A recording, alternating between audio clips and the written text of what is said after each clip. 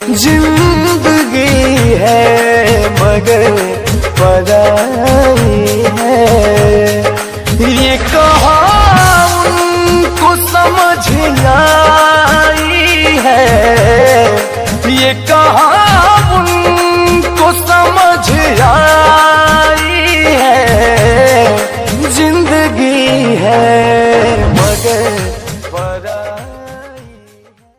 काश ऐसा हो सकदा रब दे पैरी पै जांदी, तेरी जगह पे जानी मौत मैनू ले जांदी।